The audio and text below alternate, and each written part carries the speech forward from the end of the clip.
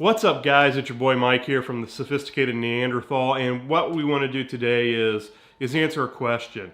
Have you ever wondered what ball watches are all about? Well, I'm going to show you my collection, do a quick review of them, and answer some questions that you may have about ball watch. So stick around and let's take a look.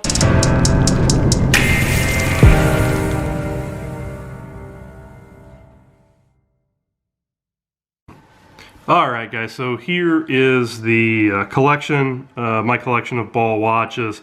We'll just start left to right, but while we've got them all here in the same shot, here on the left is the Ball Engineer 2 Marvel Light. This is the one, and we'll get into it a little more detail, that has just really great tritium tubes as the indices, and this is the one that I can read from so far away. You know what, I forgot to do a wrist check. Let's do that real quick. Today let's focus in there, I am wearing the Orient Mako 2 USA white dial. Thank you, Bluetooth. Bluetooth just shut off. The Mako Orient, Orient Mako USA 2 white dial. Love this as an everyday beater watch. Don't wear it as much as I should, but I just love the white dial. Anyway, that's not what we're here to talk about. So the second watch from the left is the Ball Engineer Hydrocarbon Mad Cow. This is probably my favorite watch of all time, bar none. Then third, we have the very first ball watch that I ever bought. This is the Ball Engineer Hydrocarbon Ceramic. Hell, it might be 14 or 15. I'll put it in. I'll put it up at the top of the screen. Brain fart, just forgot. And then probably my favorite dressy watch from Ball, here on the right, is the Ball Engineer 2 Ohio GMT. So let's move some of these aside and let's talk about each one really quickly. So clean that sapphire there. So this is probably the best in terms of visibility at night. This is the Ball Engineer 2 Marvel Light, and I think the reason it's called the Marvel Light is the indices that go from 12 to 11, with the exception of the magnified date there at 3. These are extremely bright at night. You can see these forever. But let's talk about the quality of these watches. I really have two explorer slash diver type watches and two dressier watches. So, you know, really what you would expect on these watches, the quality is amazing. 40 millimeter case, nice dome bezel, really nice large crown, and what I do like about the two dress watches, no crown guard. Very durable, very heavy, every bit as heavy as any of my Rolexes, and probably a little bit heavier. The great thing about all these watches are, they're, in addition to being really well built and having the tritium on the markers and the tritium on these two, the sword hands, really they're very heavy, they're anti-magnetic, they're really the equivalent to the Rolex Milgauss in terms of being anti-magnetic. As you can see from the dial, this one is water resistant down to 100 meters. That's true of both of the dressier looking watches. They do a really good job on the bracelet in terms of you know, the polished outer links and in terms of the brushed outer links and the polished inner links. It gives it a really good look on the wrist. We do have, of course, really nice milled clasps here. The one downside to 3 of the 4 of these ball watches is the same issue I have with some of the Omegas, that being it's really hard to get a great fit. I got lucky on the Marvel Light, it just with a half link here and full link here, it just fits my wrist great, but there are no micro adjustments other than half links, quarter links, and of course full links. You can see that the polished center links are scratch magnets. There's no doubt about it. They are big polished center links. It doesn't bother me. I know some people don't like it. One of the comments I had on my last video was, I hate when I get scratches on my watch, and that's okay. What I typically do is I keep some Cape Cod wipes on hand, and every once in a while, maybe once a year, I'll just lightly polish those up and get those scratches out, and it looks like brand new for another year, or until I wear it. And it's typically the 6 o'clock side of my bracelets that get banged up, I guess just from, you know, knocking it into things. So let's take a look at the case back here. As you can see, it's got some really good detail. This one says Ball Watch Company, Swiss made, anti-magnetic, and it has the old Train engine on it. Really nice watch. What I will say about these watches are, like I said, they are heavy, they are sturdy, they're very well made. This one does not say chronometer on it, but it keeps time just as well as the other three that are chronometers. I do believe that the Marvelite is a chronometer, it just doesn't say it on the dial. I think it's the exact same movement, in fact, that we have on the Ohio GMT there. But that's just a quick review of the Marvelite. If you're looking for a good dress watch, this would be a really good choice. To me, it really reminds me of a little bit of a mix between, got a really bad scratch there. I'm gonna have to buff that one out for sure. But it really does remind me of a mix between something like the Rolex Explorer in terms of the beautiful, just smooth domed bezel there, and a little bit of the Datejust in terms of the way the applied indices are and the beautiful date window there at 3 o'clock. It's not meant to be homage or a copy of anything. I mean, Ball does everything on their own terms, and it's a beautiful watch. Yeah, can't say enough about the Marvelite. I do wear this a lot with a suit. Probably wear this with a suit more than I wear any other watch. Most of you don't know this, but my day job is I'm a trial attorney, a personal injury and wrongful death attorney. So unfortunately, as much as I hate wearing suits, I do have to wear them quite a bit, and this probably gets the most wrist time when I'm wearing suits. Alright, so on to the second dress watch in my Ball watch collection. This is the Engineer 2 Ohio GMT. I really, really like the looks of this watch. I love this silver dial. I love the GMT function. You'll see that the GMT references are inside the rehaut, and they're very legible when you're wearing the watch. I don't use GMT time at all, except for there are a couple apps that I do use them for, but they're in there. Of course, they're easily legible when you're wearing the watch. I'm not going to really say a whole lot about the case because it's the same case as the Marvelite. It's the same bracelet as the Marvelite. Oddly enough, I cannot get this one to fit as well as I get the Marvelite. This I did buy pre-owned, and I got a heck of a great deal on it, and it did not include all of the original links. So what I had to do was do a 1.25 on there, and then do a 1/4 over here to try to get it to fit. It's a little snug in the summertime. I don't wear this watch a lot, but in the wintertime I'll wear it quite a bit. It fits a little bit better in the winter. The main thing I want to talk about with the Ohio GMT is I absolutely love the tritium tubes above the applied white gold indices.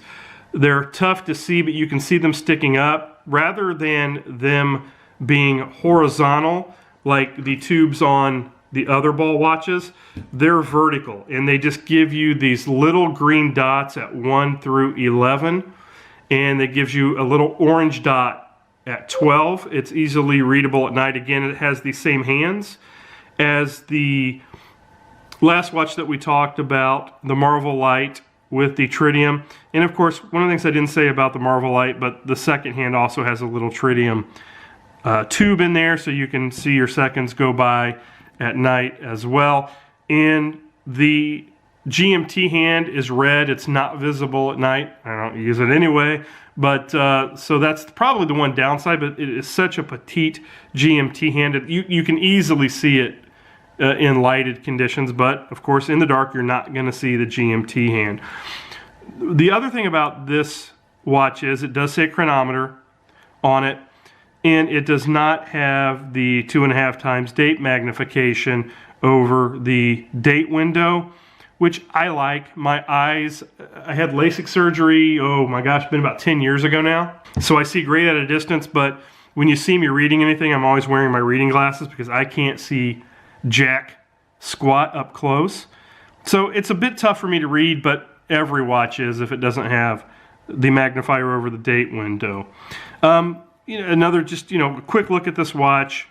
We'll show you the case back because the case back is a little bit different. This one, because it is the GMT, this is really going to be hard to show up on video. I always say that and then it seems to show up fairly well. But it has the names of all the major world cities around it because of the GMT timing there. Of course, in the middle, the Ball Watch Company anti-magnetic again. This one is anti-magnetic to a very high degree, the same as the Marvelite. So that is the Ohio GMT. Next up, I want to talk about the first Ball watch that I ever got. This is a watch that I wasn't going to get this watch. I actually wanted the Ball Engineer 2 Hydrocarbon Magnate GMT with the white dial, and I just couldn't find one anywhere. And Tina and I were out in Vegas a few years ago walking through one of the malls out there, and one of the jewelers had this in pre-owned. And I walked in and I said, hey, what I really want is the Magnate GMT with the white dial. I ended up walking out the next day with this after some really good negotiations. I got a great deal on this watch. So the interesting thing about this watch is that it is really meant to be a diver's and explorer's watch. In fact, there are a couple of videos about out there on YouTube that specifically are about what watch to get, what watch to buy, what watch to take with you if you're going to climb Mount Everest. And of course, anytime we talk about Everest, the first watch that comes up, of course, is the Rolex Explorer that Norgay Tenzing was wearing during he and Edmund Hillary's first ascent to the summit of Mount Everest. You'll often hear that it was Sir Edmund Hillary that was wearing the Rolex Explorer, but in fact it wasn't. It was his Sherpa that was wearing the Rolex Explorer. Anyway, the Explorer made it one of the first 2 watches to the top of Mount Everest. But there are a lot of sites out there that say if you're going to take one watch to climb Mount Everest, take this watch. This thing is so robust. It is water resistant to 300 meters. It is highly anti-magnetic. It is extremely readable at night. The 12, 3, 6, and 9 have gas tubes that light up to show you the Arabic numeral. The other applied indices have horizontal gas tubes that are very easy to read. This thing is just an amazing all-around watch. The bezel action isn't the best. It's a little grainy, but it works fine. The other thing about this watch is the bezel is loomed. So your indices, your PIP, 15, 30, and 45 are light blue loomed. They look really, I'm not sure what they are, but it looks to me to be the exact same thing as Chromalite. In any event, the bracelet is the same on this watch. In any event, the bracelet on this watch is very, very heavy, very robust. It does feature the same brushed and polished design. It's a little bit thicker. It's a little bit heavier. It has a double butterfly deployant clasp with a, the really nice RR for railroad on there. By the way, while I'm thinking about it, you'll notice that the counterbalance on all of the second hands are also the same. Quick cut in the video there, I filled up the buffer on the Canon G7X that I used to shoot these macro shots with. In any event, the counterbalance is the same logo from Ball, the railroad logo that you'll see on the back of the cases. It's a really nice touch. So let's get back to the clasp. Again, like the other two, it does not have any micro adjustments on the clasp itself. You have to then try to use quarter, half, and full lengths to size this band. It's been a little bit of an issue for me because my wrist does swell and shrink a lot throughout the day, especially in the summertime, but in any event, there you go. Now, I want to talk about the history of this watch particularly. See if I can get focused in here on the case back. There we go. And this case back is a screw down. It's very heavy. Of course, you can see the design there. But the history of this watch goes back to mountaineering, which is why you see a mountaineer with the pickaxe, assuming he's on the summit of somewhere, not sure where that is. But that's where the mountaineering heritage of this watch comes from. Also on this crown guard, it's very thick, very heavy, and you do get this guard that goes over the crown that you push in, pull back, unscrew. I think it's a nice touch. If you're sensitive to things pushing up against your wrist, it can dig into where your wrist and hand come together, but it doesn't cause any problems for me. My wrists are fairly big and it just really doesn't bother me at all. The bezel has a really nice coin edge to it with screws holding the bezel on to the bezel ring, and it is sturdy.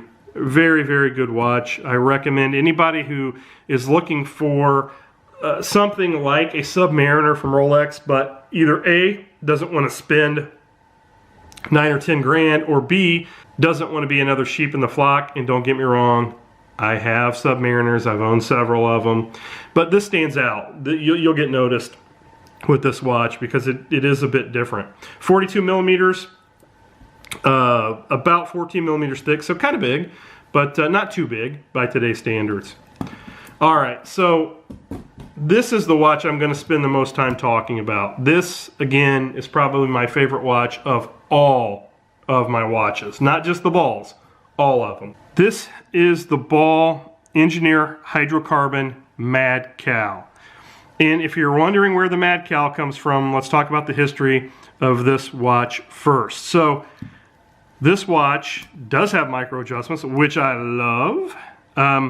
But if you look at the case back here, if we can get it in focus, you'll see that there is a speed skier on there, and that is John Mad Cow Himble.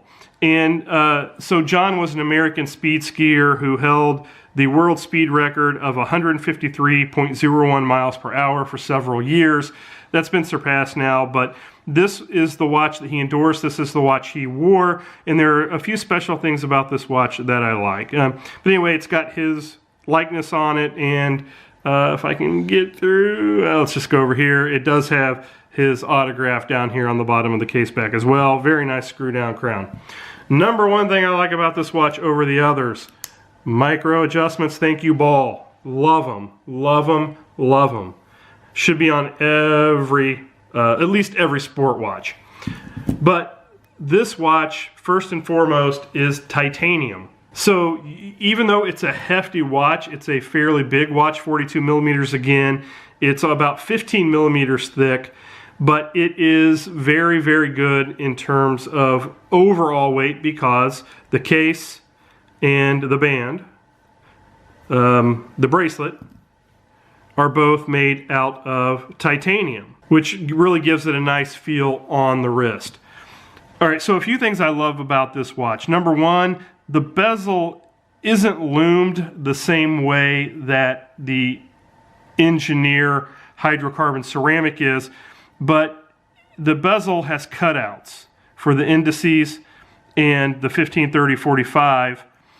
Those go through to a loomed ring below it. So it works the same way, except for rather than the loom being embedded in the bezel, it's actually on a little ring below it. Of course, you've got a nice loomed pip at 12 o'clock. But what makes this watch so beautiful are two things: the concentric circle dial, white dial, and the heat blued sword hands. Those hands are just amazing.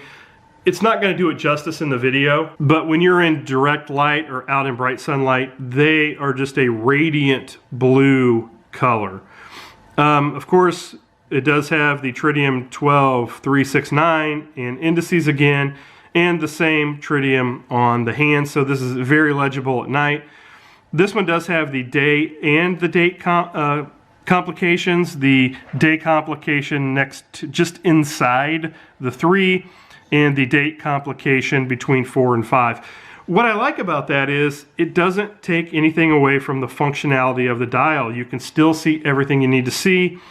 Additionally, it does have the 1, 2, 4, 5, 7, 8, 10, 11 in white gold applied indices underneath the loomed tritium tubes, which I think is a nice touch.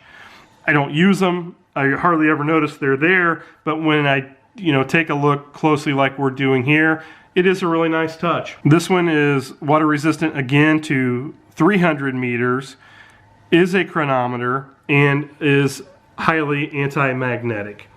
So I want to take a look at the side of the case here. We didn't really talk about it on the ceramic, but all of Ball Sports models, what I like is they have drilled lugs, and they have actually 4 screws holding these in, 2 on the top, 2 on the bottom. It's a really nice touch. I think it gives a really industrial look that goes a long way with the railroad theme. And of course, this one also has a crown guard that features the safety bar, but I love this one. I like this better than the one on the ceramic. As you can see, and I'll screw this one out here. As you can see, this one is integrated into the crown itself. I am a fan of large crowns. This one is so easy to grab a hold of, so easy to do what you need to in terms of manipulation. But what I like about it is you screw it back in, and that bar just goes into the crown, and I think it gives it a great look. It's a little more comfortable than the ceramic, and that's just genius. I think Ball did a great watch there. In terms of the bezel, again, it's got the coin action and the screw that holds it down to the bezel ring. The bezel action on this one is a little bit better. It's hard to get a grip with these doggone gloves on, but it's a little bit better than the ceramic. It feels a little bit better. It's still a little grainy. It's not the most smooth or the smoothest, but it does the job well. This is the watch that you'll see on my wrist almost every weekend and almost every day that I'm not wearing a suit. If I'm wearing a polo, or if I'm wearing maybe a suit, not a suit, but a button-up shirt with the sleeves rolled up, I'm typically wearing this watch. Alright guys, so that's just a quick review of my Ball watch collection. I don't know if it was real informative for you, but hopefully it at least kind of shows off the quality of the Ball watches. Of course, again, they're all chronometer certified. They're all put through rigorous testing by Ball. I've never had a problem with any of these watches. They've all just run flawlessly. I can't say enough about Ball watches. If you're looking for an entry to mid-level Swiss watch and you haven't looked at Ball, or you haven't thought about Ball, or if you've heard of Ball and you're not really sure about them, I can tell you that it's one of my favorite brand of watches. Really, in terms of bang for the buck, they're some of the best watches you can get. Very anti-magnetic, very water resistant. Even the sports models are resistant down to 200 meters. And of course their sports watches are just over-engineered. Certainly with 300 meters of water resistant, anti-magnetic, and they're just great watches, So I hope you enjoyed the review. If you did, leave me a comment, let me know your thoughts on Ball watches. If you've got any questions about Ball watches, let me know. I wouldn't say I'm an expert on Ball watches, but I've owned, I own these 4, and I've owned a couple of others too. I've just had a great relationship with the Ball watches I've had. I can't rave about them enough. That's it for this video, guys. I hope you enjoyed it. Like I said, let me know what you all think. If you got any questions, let me know. See you in the next video.